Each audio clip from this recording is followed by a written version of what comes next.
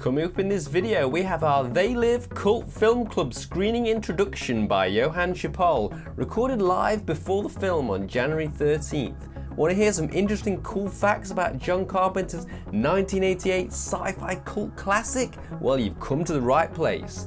Take it away, Johann. Ladies and gentlemen, welcome to Cult Film Club. Please give a warm welcome for your host, Johann Chipol.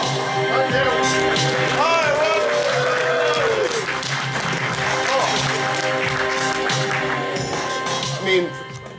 Hi there. So, can you hear me? Yeah, kinda, hopefully. I hope it works. Hello, hello. That's about right. Goodness, it's one of these rapid situations. Okay. So first of all, sorry for the bubblegum chewing. Hope you all appreciated the bubblegum, at least. So hi there, everyone. Thank you for everyone for coming into the Cult Film Club. How many of you, for some of you, I'm seeing some new fresh faces. This is the first time you've come in. Thank you. If this isn't your first time or you're a bit of a regular, thank you again.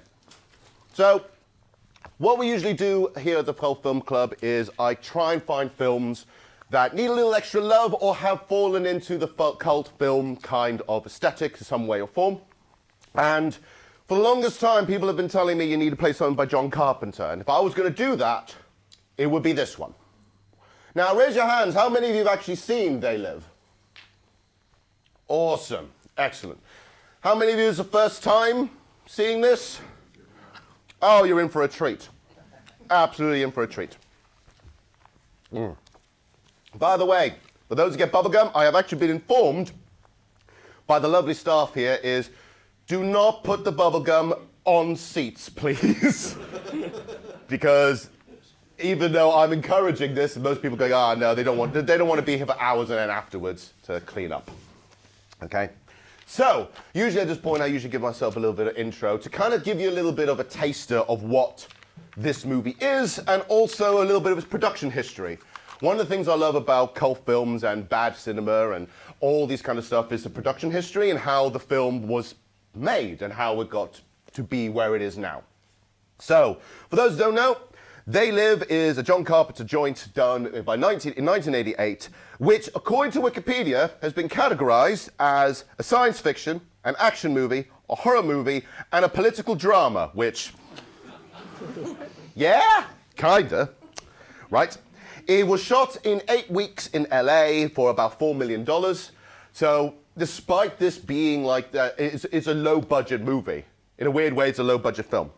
Now, this movie was based on a 1963 short story by Ray Nilsson called 8 O'Clock in the Morning, which was then later adapted into a comic book called Nada in 1986, sorry. This was when John Carpenter knew the story but read the comic book, really found it fascinating. And so he bought the rights. He acquired the rights for that, as it were, to turn into a screenplay. He knew that there was a lot of thematic things he could work with. It was a good platform for him to sort of express himself in terms of his political leanings. Now, when he wrote it, because of the fact that he has adapted this from many sources, from the comic book, from the short story, his own sort of feelings, but also the fact that throughout the movie, which I will explain as we go, cast members and crew members started changing the story as it went.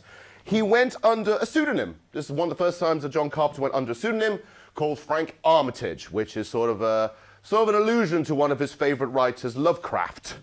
He says in interviews that this movie, They Live, was kind of like a modern retelling of a Lovecraftian story, if you really go into the ideas of its themes, the idea of the underworld, a regular person seeing something they should not be seen. So he felt a lot of linkage to that.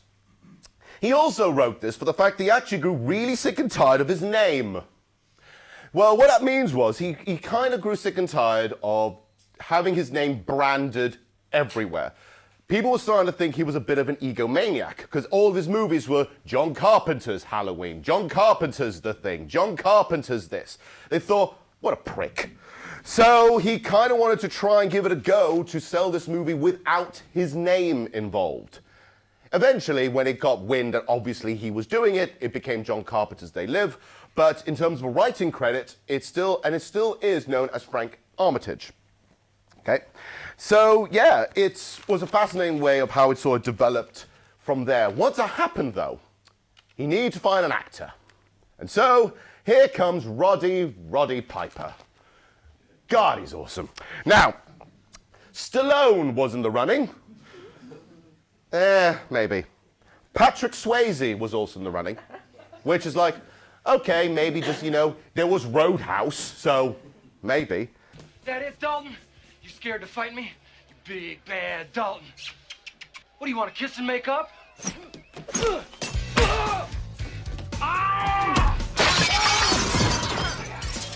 Jesus Christ. But the one that fascinated me the most, they were really pushing for David Hasselhoff. Jump in my car. Yeah, no. But here's the thing. Another thing, as I was doing my research, one of the things I loved is that John Carpenter's a wrestling fan. He actually loved wrestling. And he was always a big fan of people like Roddy Piper and so on. So he actually got to meet him at WrestleMania 3. And when that happened, when he finally met him, and then after that, he arranged to have dinner with him, he said this was the perfect fit. He loved the fact that he had such an actual, genuinely calm and pleasant demeanor, that the idea that he was really an everyman, it wasn't playing the angry character he was playing on television, right? And so he was also eager. He wanted to get out of the wrestling game for a while, and Roddy Piper wanted to try out new ventures. So he was very eager. Unfortunately, the chairman of WWF, Vince McMahon, had other ideas. He actually said he didn't want him to make the movie, and he says, and I quote, maybe I should do it in a Vince McMahon voice where he walks in, big-shouldered, gruff, and go like, hey here, it's not a good fit for you. Well, I can find you a better role in 4 weeks. Roddy Piper went up to his face and said no. And he's called him in his face, you're an absolute control freak. And he left the WWF for years because he didn't want to be associated with him, saying that he didn't want to be Hoganed.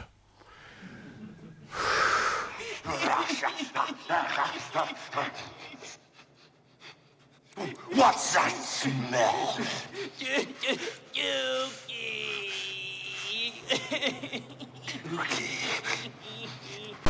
So basically, he did a big FU and left that for the fact that he didn't want Vince McMahon controlling his movie career as well as his wrestling career. Now, there's quite an interesting thing with Roddy Piper. Roddy Piper he actually came up with a lot of the things we see in the movie that we know and love. So obviously we know Keith David stars in the movie. He got that role obviously because he did his tremendous work in The Thing. And so with that, they had a really good chemistry together. They had a lot of conversations, they chatted to each other, they really bonded. And at the point, he also came up with some of the best lines in the movie. So, how many of you honestly got the bubblegum reference? I have come here to chew bubblegum and kick ass. And I'm all out of bubblegum. Roddy Piper came up with that line, not John Carpenter. Roddy Piper came up with that line because as he was on set, he actually had a little black book of wrestling one-liners that he was really tempted to try. And that was one of them. And it was so good it stayed in the movie. And in fact, a lot of Roddy's lines were mostly improvised. So it was awesome. It's the idea that all the best lines we know from the movie were mostly done by Roddy. Now, the other famous thing about this movie is the 5.5-minute fight scene that happens halfway through. Now, originally in the script, it was seen as a 30-second scrap. But Roddy Piper really loved this idea and said, like, let me go and choreograph this. So Keith David and Roddy Piper spent 3 weeks planning it out. After the 3 weeks, they showed John Carpenter, and he absolutely loved it and kept the whole thing in. Now, the reason why they're getting tired is because they were, and in terms of using a wrestling term again, they were fighting stiff. It means that other than a couple of face punches and kicks to the groin, they were actually punching each other and actually suplexing each other into bins. which is probably the reason why afterwards they were heavily bruised and needed at least some time off to recover. This is what happens when you hire a professional wrestler to do your fight sequences. So yeah, he was actually, Roddy Piper really embraced this role and really, it became sort of his thing. It was also like a saving costing measure to a degree to have him doing instead of hiring like a fight choreographer, because the movie had to cut ways around it. The movie actually has several props they borrowed from several different movies. So things like the sunglasses, for example, were just basically nicked, and other props as well were nicked from Big Trouble in Little China, so his movie he did previously beforehand. He also, some of the gadgets are actually nicked from Ghostbusters. If you have a look, you might know some Ghostbustery things. And apparently, going into a weird deep dive, some of the weapons were borrowed off the set of Romancing the Stone. That surprised me. I didn't think Romancing the Stone would have any connection to this movie, but there we go. Now, I ain't cheap, but I can be had. In terms of other cost-cutting measures, but also as a way of helping the community, this movie is about homelessness to a degree. And so John Carpenter actually hired quite a few homeless people in LA to be side characters and bit parts in the movie. So if you see the homeless slum, a lot of them are being paid with an actual salary and food by John Carpenter's crew. So the people there are actually being well fed, and they actually got a little money off it. So he was helping the homelessness there, so good on him. Now, there are also some other cost-cutting measures, and this is what's great about it. There were two expensive parts of the movie. One is the train roll. So the train rolling over and that kind of thing as well. It's one of the most iconic things at the beginning of the movie. It was a lot of money, but due to a technical issue, they had to do it again. So twice as much as they expected. The other one is a lot of the artwork. So in the film, obviously, you can see from there's loads of famous signs when he puts on the sunglasses of obey, consume, and so on. All of that was done through matte painting, but there were a few that actually were done by a set. A lot of the locations, they actually wanted to be genuine locations in LA. They didn't want it to build a set, but they couldn't agree with the supermarket scene. The supermarket scene they couldn't agree on, so they said, fine, we'll build a set. But the problem with that is, when they tried to tint it in black and white in bits and bobs, they didn't work. So what they had to do was actually build two supermarkets, one in color and one in black and white. Bit pricey, if you say much on that end. And also the fact as well that obviously John Carpenter's famous for his music. So John Carpenter has worked with his again with his usual collaborators. But John Carpenter did say when he went into Alan's studio, he actually sat there and realized he went there completely blank. He actually didn't know what he was doing, so most of the score was improvised, all knowing that he knows that Nada, which is basically played by Roddy Piper, is really a man with no name. And so hence why the Western theme kind of came in. This came completely out of the fly, literally in a jam session or two with a couple of guitars just playing, and now it's part of the theme of the movie.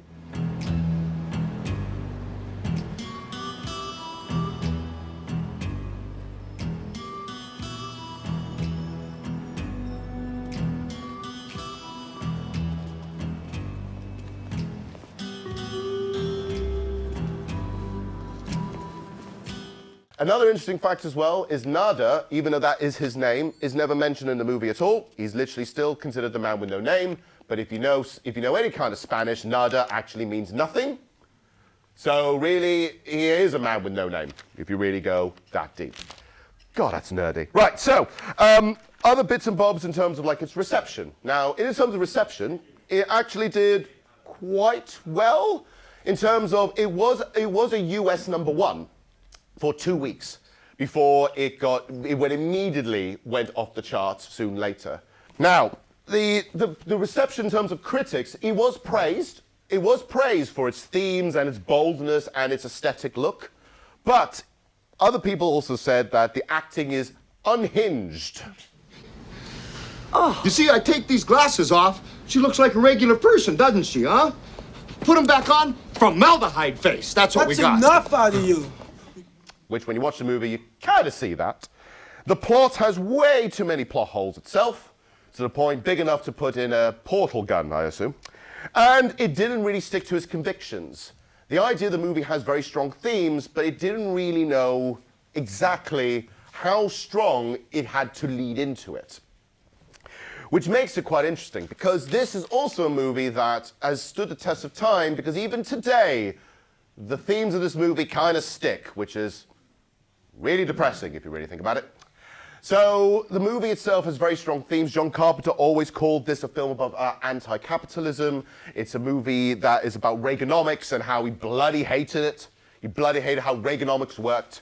And so it's a very anti-capitalist film.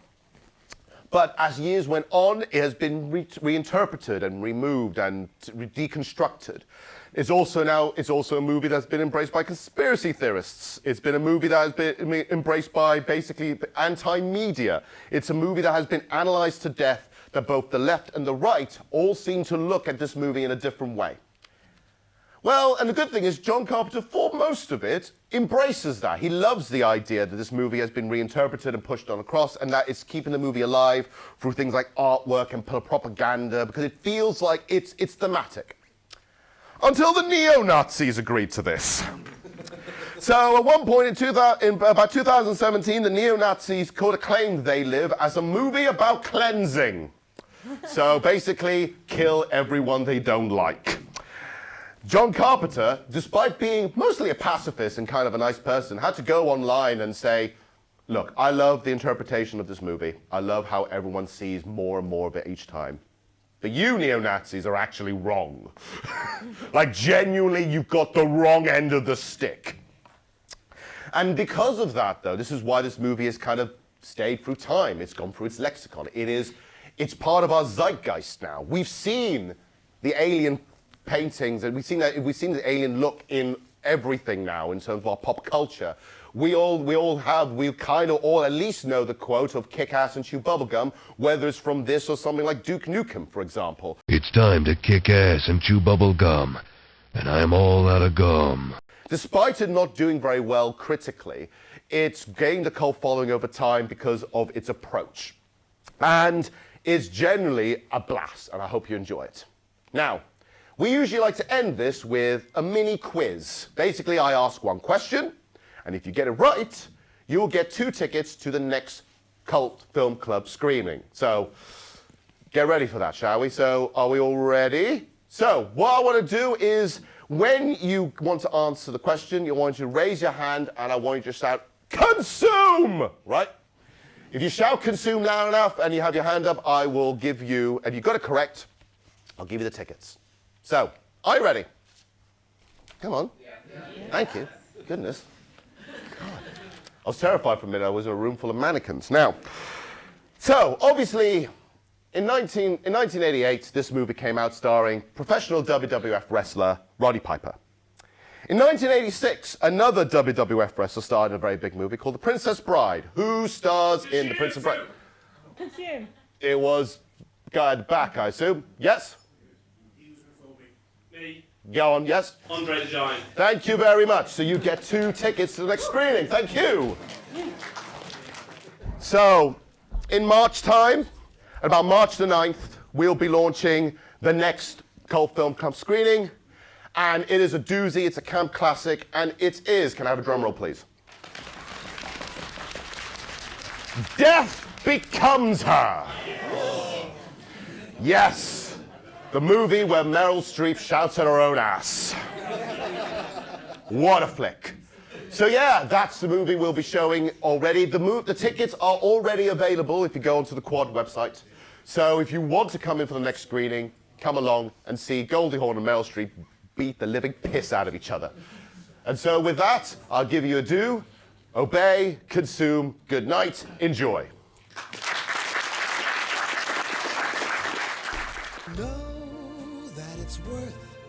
Every treasure on earth to be young at heart. Some people will go to any length to stay young forever. Is that someone? It's Madeline Ashton. Oh, she was a big star in the 60s. I thought she was dead. Oh, madam, you look younger every day. Thank you, Rose. But Madeline Ashton and her old friend Helen Sharp. I've lost men to her before. Mad Helen! are about to go too far. A touch of magic. Drink that potion, and you'll never grow even one day older. Bottoms up. No warning. Now a warning? Siempre viva! Live forever! Ernest, I'm in the morgue. They think I'm dead. You are, but you're not. Are you telling me it doesn't hurt when I do It this? doesn't hurt. She's dead! She's dead, Ernest. Now he's dead. He's dead? Ernest is dead? Everybody's dead! You pushed me down the stairs. I'm so sweaty. I don't think it's sweat, honey. I think you're defrosting. It's a lie.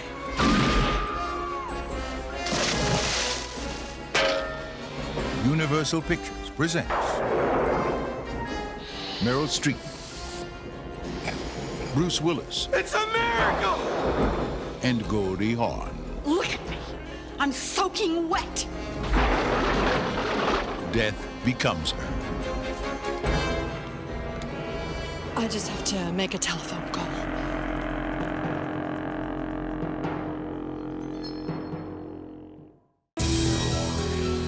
Fancy supporting Retro Rewind in the best possible way? Head over to buymeacoffee.com/Harvey Retro and choose from 2 options to unlock exclusive full movie and album commentary videos by yours truly and guests.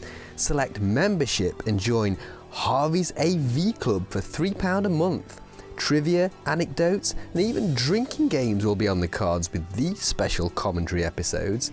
Or, if you'd rather, just say thank you without joining the club, select support and buy us a VHS tape, which is a single £5 contribution, and don't forget to tell us which classic you're adding to our library, as it might inspire me to review that movie in future. And that's it.